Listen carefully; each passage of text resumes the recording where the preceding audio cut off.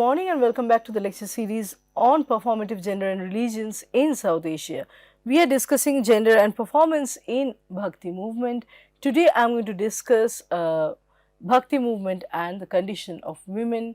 We are going to discuss two major female figures when talking about the Bhakti movement, one being Mirabai, the other is Akka Mahadevi. So, shedding some light on the condition of women around the time of Bhakti movement, Vijaya Ramaswamy writes, I quote Ramaswamy here, Indian society being essentially patriarchal, the position of women was considered markedly inferior. The birth of daughters was an occasion for mourning rather than rejoicing. Girls constituted an economic drain because while no material returns could be hoped from them, one also had to spend a fortune in terms of their dowry at the time of their marriage, unquote. So, women entered the homes of their husbands usually as child brides, and this enabled their conditioning into a position of helplessness. The women were illiterate and knew little else besides some basic domestic skills. So, against this backdrop of sheer lack of agency, sheer dependency, women's writings that emerged during the Bhakti movement can be considered as very radical, very much against the grain, something that is very much against what the mainstream society embraces and espouses. It became a very crucial mode carrying women's expressions. The women poets,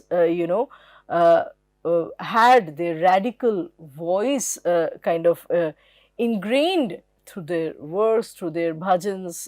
For example, the bhajans that Mirabai writes, the vachanas that Akka Mahadevi write, they carry the agency that was otherwise invisible, otherwise lacking in the case of the women during the Bhakti movement, during the medieval period.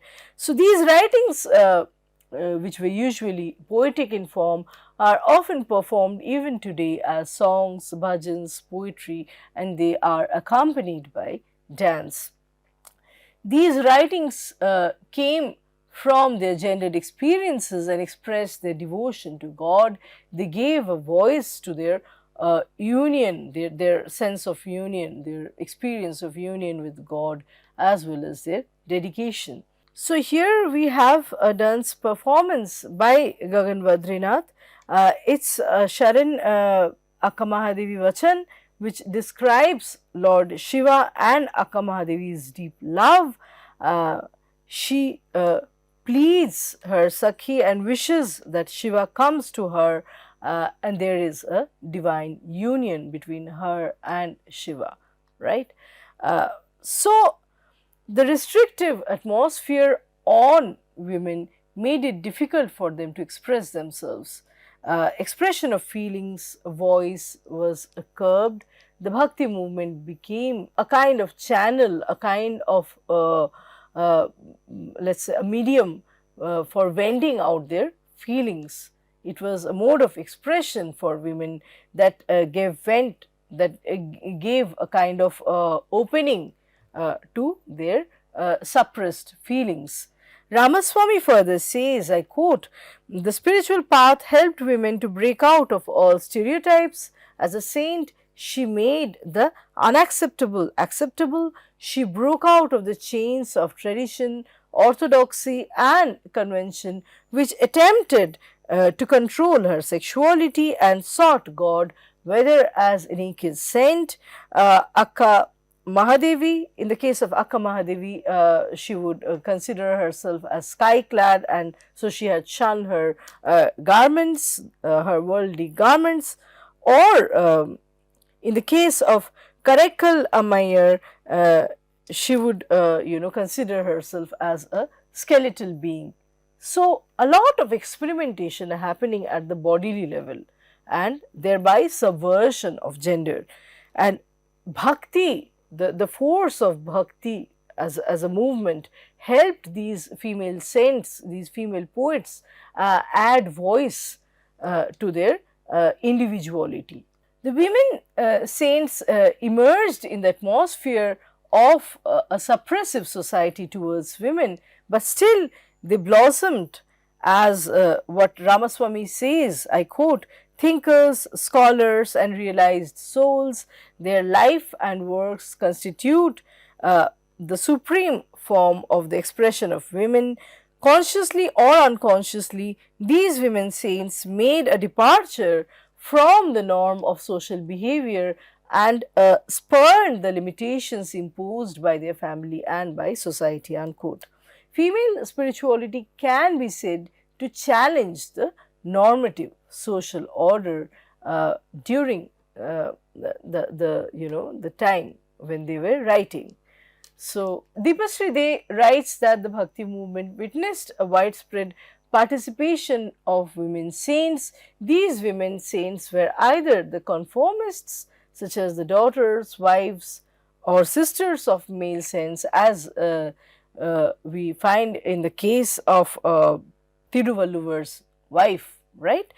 Or they were rebels who broke norms of the society, including the discarding of their clothes, and as in the case of Akka Mahadevi, and thereby they redefined the idea of domesticity as well as public space. Most of these women who became part of who became participants and practitioners and became visible within the Bhakti movement in the southern part of India came from the two extreme categories of social class. They were either the upper social class women belonging to the priestly classes who had access to some kind of sacred and secular education, or sometimes as in the case of Mirabai, they were some Kshatriya princesses, or contrarily they would belong to the lowest category, such as the Shudra class, in which women were economically almost equal to the male counterparts. So, Deepasri De talks about the presence of two types of women saints in Bhakti. One type being the conformists, or the ideal stereotype of womanhood, the pious and chaste housewife, such as I have already talked about Vasukir, the wife of Thiruvalluvar, and the other type consisting of rebels like Mirabai and Akka Mahadevi, who could not be contained and accommodated within the space of domesticity. In between these two extremes were saints such as Karaikal Ammayar, who gave up their conventional styles of living only when they were driven to it and had no other option. So, they took to some radical decisions only under some forceful, some unsurpassable circumstances. Now, Akka Mahadevi considered herself as the bride of Lord Shiva.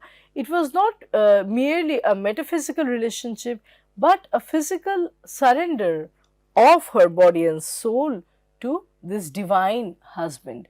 Mahadevi was a poet, a saint and a mystic of the Veerashaiva Bhakti movement.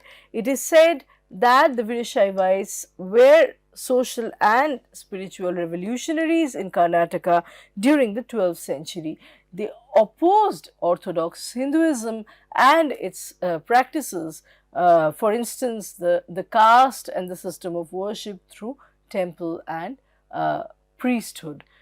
So, the main form of communication of the Veerashaivites was vachanas or sayings, which were free verse hymns in their mother tongue, which is Kannada.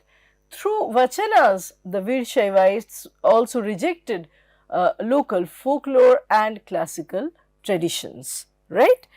Now, Akka Mahadevi's vachans are highly regarded and they are still performed in the modern times.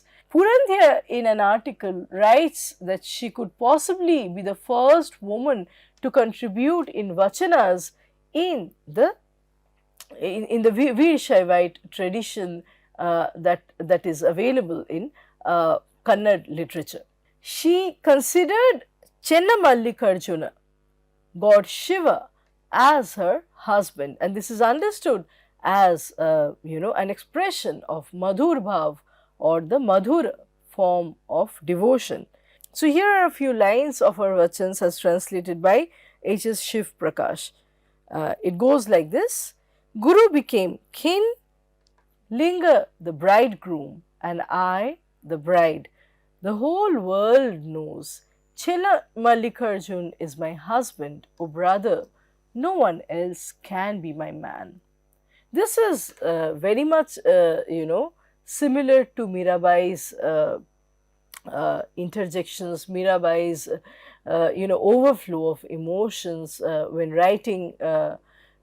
When writing her poems dedicated to Lord Krishna, she considers Krishna as her husband, and she has renounced, she has disowned her social life, her conjugal life with Rana, and she does not consider him as her husband. So, Mirabai's bhajans similarly celebrate a blissful union with Lord Krishna, right? And she's like Akka Mahadevi, a rebellious woman coming from the upper strata of the society. She calls Krishna as a delicious prince, just like, Akka Mahadevi considers Chenna Mallikarjuna as her husband, her man. No one else can be her man. So, according to some of the narratives, the Jain ruler of the region, Kaushik, proposed to marry Akka Mahadevi, and as an act of defiance, Mahadevi left her home, renounced her family, and even discarded her clothes and left the village covered only in her long tresses. So, she considered herself as sky clad. Sky is the only garment that she would wear. Another narrative claims that she did marry ruler Kaushik, but on the condition that he would never touch her nor hinder her worship. So, when this was not followed, Akka Mahadevi left him and acknowledged Lord Chenna Mallikarjuna as her only husband. When Akka left everything, she left her clothes behind as well, and she went to Kalyan. This place was also the seat of saint poets such as Vasavanna and Allama Prabhu. Here she went to the Anubhav Mandap, an academy of the saints and mystics, and she was questioned for her nakedness at the Mandap because it exemplified a deliberate defiance, an outright rejection and defiance of womanly modesty that a society expects of a woman. So, it was a sheer defiance of the patriarchal standards, the yardsticks and standards set by patriarchy. It was impudent for a woman to abandon her clothes, even though for male sense it was a natural practice. A lot of Shaivites, would renounce their clothes, but when a female scent, a female Shaivite would do that, it was considered as, extremely transgressive, and she was questioned for her behavior. Here also a kind of parallelity can be drawn, how Mirabai was not accommodated in Vrindavan by Jiva Goswami, right. So, some of the prominent male saints from their times kind of marginalize these female practitioners and do not recognize their penance, their spirituality, their spiritual calling, right. Allama Prabhu, on the other hand, questioned even the tresses that would hide her body, and according to Allama Prabhu, the traces would were symbols of some kind of obstacles coming in between her devotion and her submission to God. So, the traces were some kind of pretense that she was wearing, and they were coming in between her complete submission of self to God.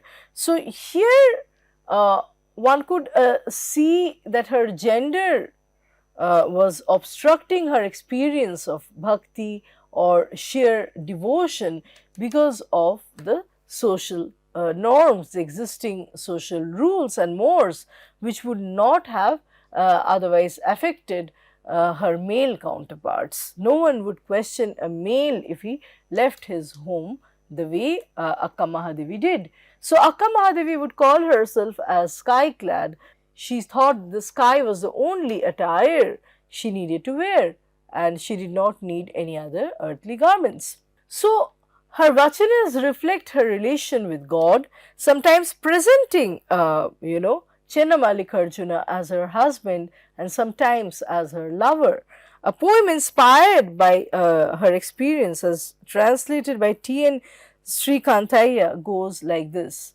I have seen the Supreme Guru Chennamallikarjuna sporting with the primeval Sakti, and saved am I.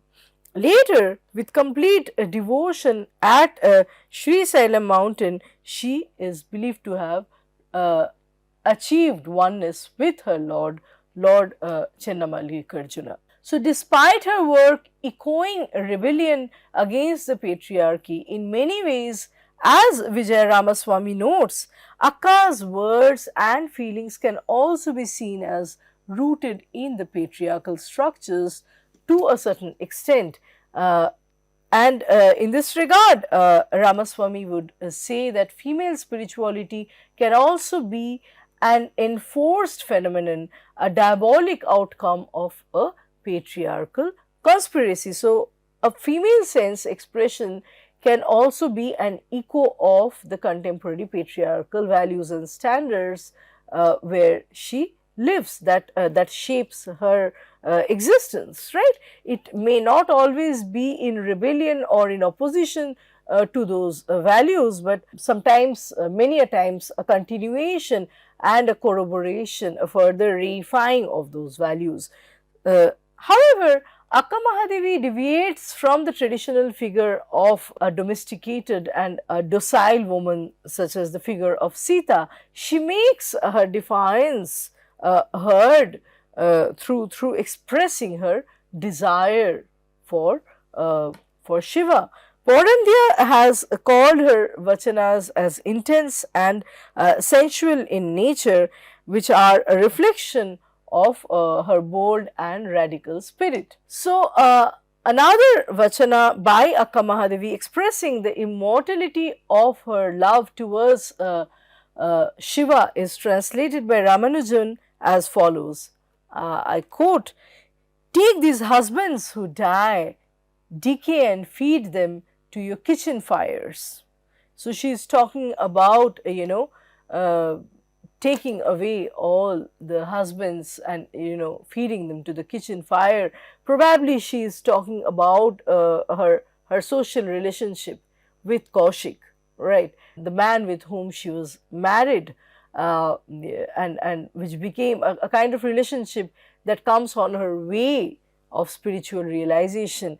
Similar bhajans of Meera we keep coming across. We keep reading when discussing Mirabai. We talk of these bhajans where the Rana is sending her poison and finding numerous ways of annihilating her, of killing her, but through the blessing of Krishna, Mirabai is saved again and again. So, these social bondages are kind of considered as burden, considered as cumbersome by these female saints, and Akka Mahadevi is extremely outrageous and transgressive when she says that feed these husbands to the kitchen fires.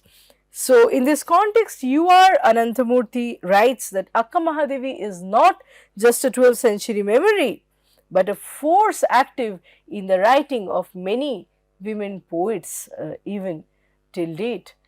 So, I will end my lecture today with this performance where we have the theme of Sharir, Chandralekha's explorations in dance, the idea of setting the body free. That is, at the heart of our lecture today, how gender uh, is not something we are born with. We keep experimenting with our gender, and our spiritual voice, our spirituality is kind of reflected through such experimentations uh, in literature, in artworks, in different art forms. Uh, we manifest our understanding of gender, our discovery of gender through writings, as in the case of uh, saints like Chaitanya, like Akka Mahadevi, like Mirabai, who have transcended and transgressed their socially given gendered positions, their roles of domesticity. Next, we discuss another very important poet from Kashmir called Laleshwari or Lalladed. So, we have already discussed Mirabai. We have talked extensively about Akka Mahadevi and her poems. In this context, we also need to mention another rebellious female poet who was part of the Bhakti movement, the Bhakti cult, and she belonged to the 14th century. She was born in the 14th century. She was a mystic poet saint born in a Kashmiri Pandit family in Panditran, who composed numerous four-line Kashmiri mystic poems called Vatsuns or Vaks. So, Vak meaning speech in the Kashmiri language. Laleshwari is known to have inspired many Sufi poets in Kashmir. So, in more than 260 works created by her, Lalladed or Laleshwari has dealt with topics such as life, yoga, God, dharma, and Atma or the soul. Her guru was Siddha Shrikant, also known as Sedvayu, uh, who initiated her into the mystical tradition of Kashmiri Shaivism. And it is believed that she reached the state of Avadhuta, or the state of being neuter, right, beyond any gendered experience. And ultimately, she attained Samadhi at the end of her life. So, Samadhi, or the culmination of all yogic experiences that she attained before her death. So, Lalladed defied social conventions just like Akka Mahadevi and Mirabai, and her life is very similar to the other two female saint poets that we have already discussed. In search for God, she became a yogini, and some of the local myths even define her as an avatar or incarnation. Lalladed got married at the age of 12 years, and her in laws were from Pampore. They would treat her very cruelly. So, after having been treated harshly by her mother in law and her husband, at the age of 26, Lalladed quit family life. She renounced her family and became a full fledged devotee of Lord Shiva and a mystic. She started writing her Vaks, right? She spent time more in, spiritual contemplation. She often used her poetry as a peaceful means of engagement both with Shaivism and Sufism. So, she is this figure from Kashmir who is known as the founder of the syncretic and the composite Kashmiri literature and culture. She is claimed and she is revered both by the Hindus and the Muslims. Her writings have the elements of both Saivite mysticism and Sufi mysticism. So, critic M.H. Zafar says, I quote, she was the product of the spiritual creed that had been evolving in Kashmir for centuries, and her immediate predecessors were saints and scholars like Vasugupta Rishi, Acharya Somanand, Acharya Utpal Dev, and Acharya Abhinavagupta. So, these are the saints and scholars whose trail in terms of writing and style Lalladed follows. Although born in a Saivite family from a very strong Sanskritized background, a very erudite and elite background, we see that Laleshwari or Lalladed wrote poems in the local vernacular Kashmiri language, which was the language of the common man, instead of writing in the elite man's language, which is Sanskrit.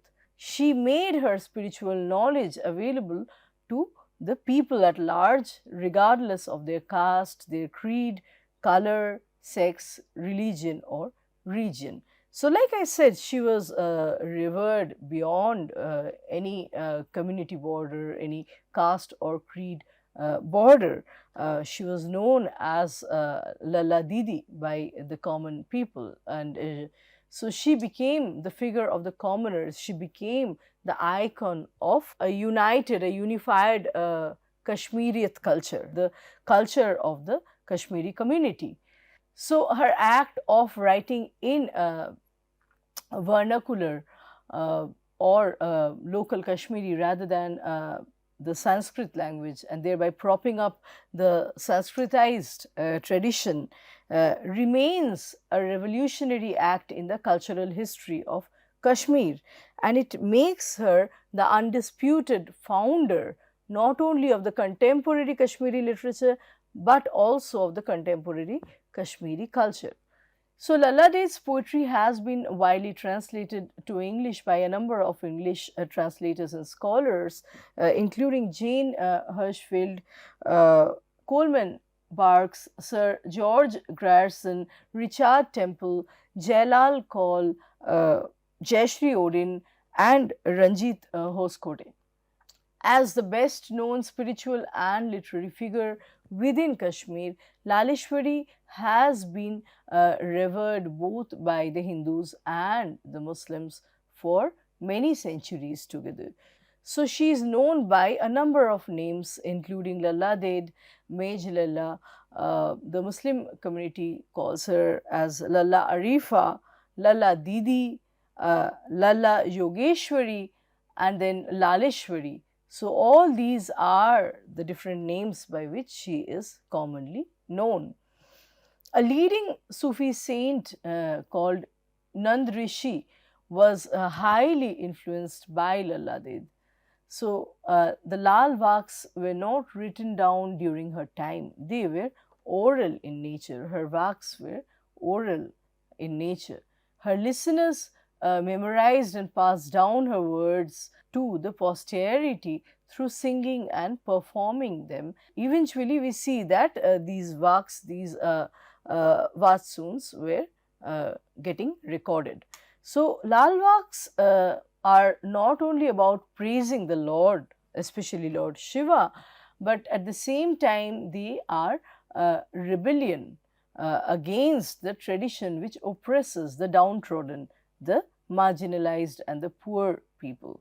So, here are some examples of Laleshwari's writings. They are translated to English. I'll read the translated versions. So, one poem says, one vak says, forever we come, forever we go, forever day and night we are on the move. Whence we come, thither we go, forever in the round of birth and death, from nothingness to nothingness. But sure, a mystery here abides, a something is there for us to know. It cannot all be meaningless, right? So, this is a quest about life, this is a quest about death, from where we come and where we go. Being a mystic, she is trying to know the origin of life and where we go, what happens to the human soul after the body dies. That's the kind of quest that usually prompted her to write her vaks.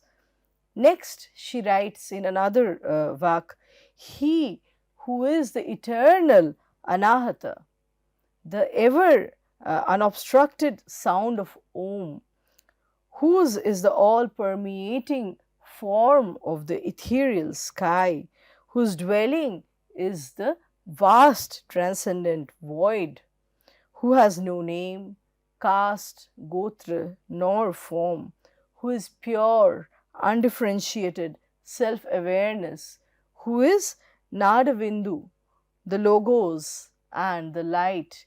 He is the God who mounts the horse.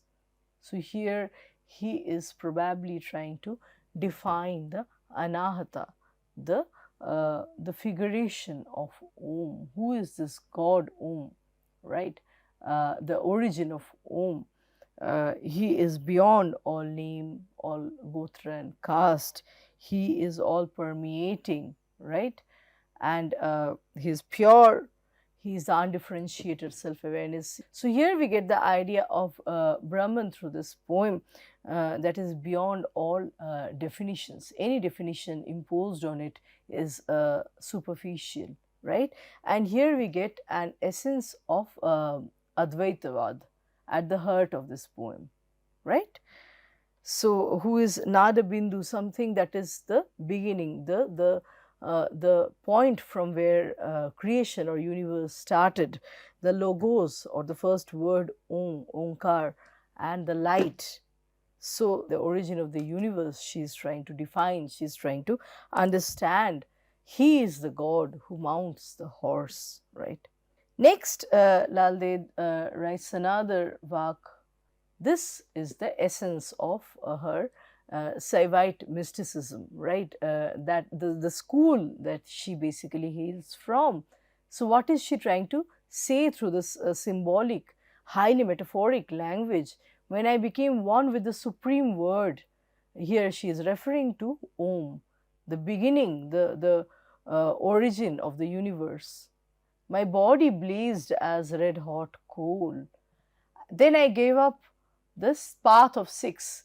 She is talking about the six human tendencies, right? We call them the six ripus, right? So here she is referring to the path of six, or the six animal tendencies, basic animal tendencies in humans, including envy, including state of being intoxicated, anger, lust, right? When she has given up on the path of six, all these six basic animal tendencies, she took the path of Avadhuta, which is the straight path. Avadhuta is the path that is neither inclined to Bama nor to Purush. It is the straight path, and it led her to the abode of light.